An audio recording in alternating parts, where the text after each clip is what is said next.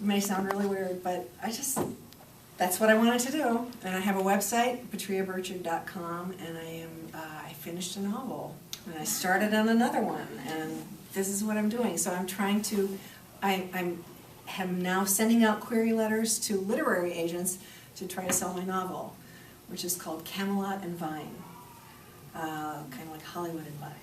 And it's about an unhappy Hollywood actress who is sort of a, be careful what you wish for accident.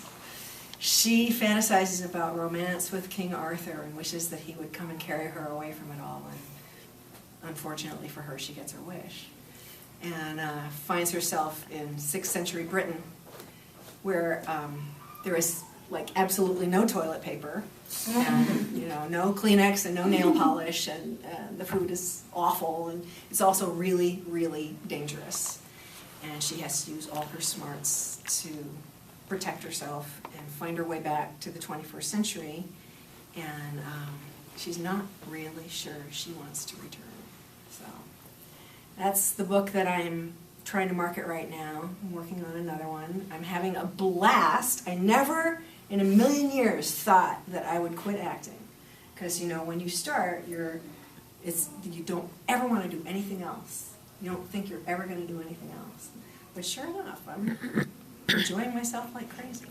So that's my project. And thank you for asking. I wanted to talk about it.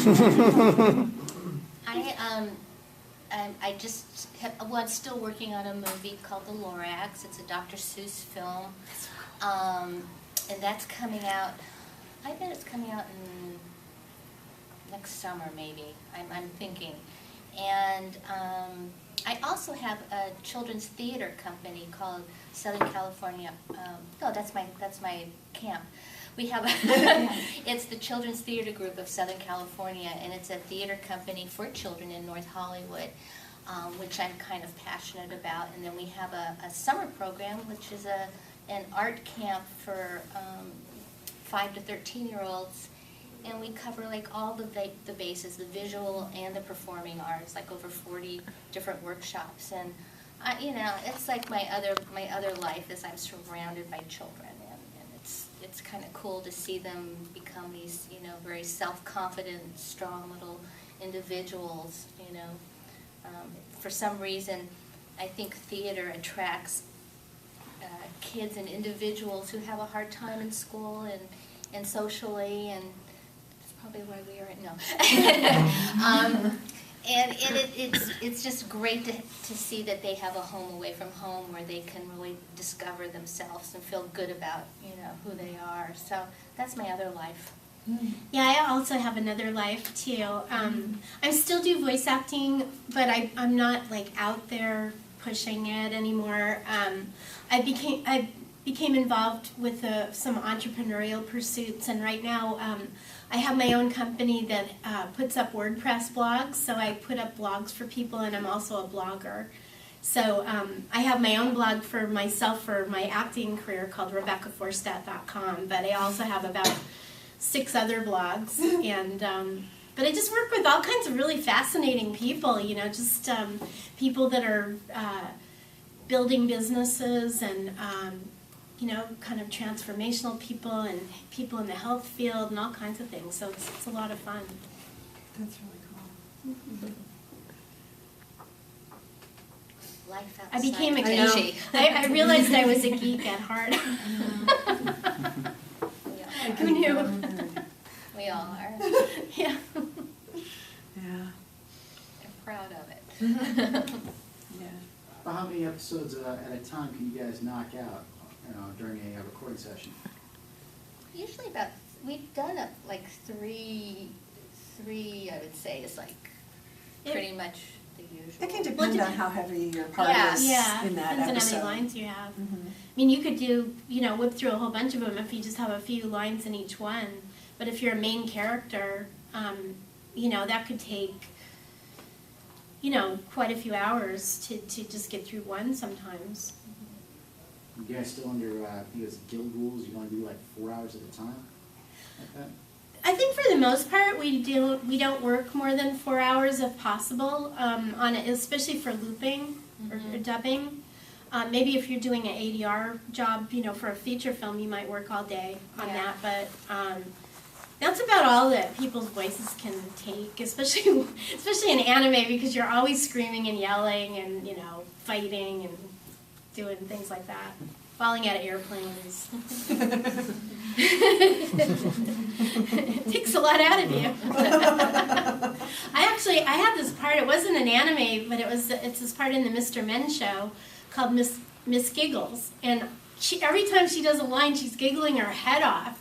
And I can't believe how physically demanding that is, because what happened when I was recording it, we had this huge fire near where I lived, and there was a lot of smoke in the air and stuff, and it just really got into my lungs. And so ever since that happened about 2 years ago, it's taken me a long time to get my lung capacity back, and it's still not really where it used to be. So I used to be a great screamer, and I could do all those reaction things and stuff.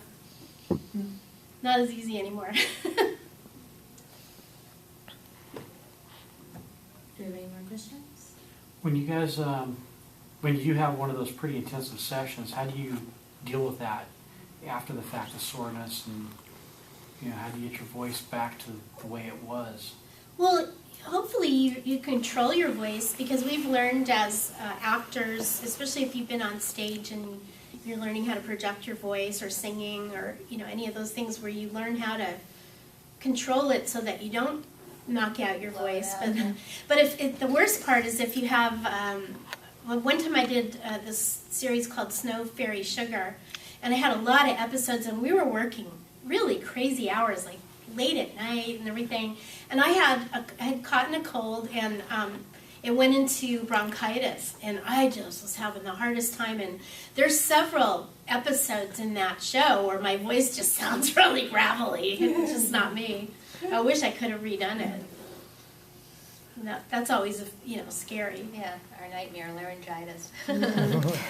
Yeah, it's more preventative, hopefully. You go in and you do it in the right voice and in the right register so that you don't wreck it. If you do, I had a session last week. I do Stater Brothers Markets weekly commercials, which is a local grocery store chain. And I had a session last week. You know how every once in a while you take a sip of water and it just goes down the wrong pipe? Yeah. I did that in the car on the way to the session. Oh. And I was coughing on the way to the session, and I had 20 minutes before the session. I couldn't talk. And I thought, oh, this is awful. I'm not going to be able to do my session. And then, I calmed down and just did some of the old warm-ups that I remember, like from way back in the beginning. Za, za, za, za, za, za, za, blah, blah, blah, blah, blah. Just dumb stuff in the car driving down Beverly Boulevard, and got it back. So I think it has a little bit to do with not panicking, and just, we've learned how to do it. There's maybe that time I didn't actually ruin anything because I had already done my warm-ups that morning and I was ready to go. So it was a minor deal. I think a lot of our directors are sensitive to it too. Mm-hmm. They'll say, "Oh boy, you've got a lot of yelling and screaming to do," and so they'll always do that at the end. And they, for the most part, I'd say they work with you and are really helpful and conscientious of that. They don't want us to lose our voice. They need us to keep our voices.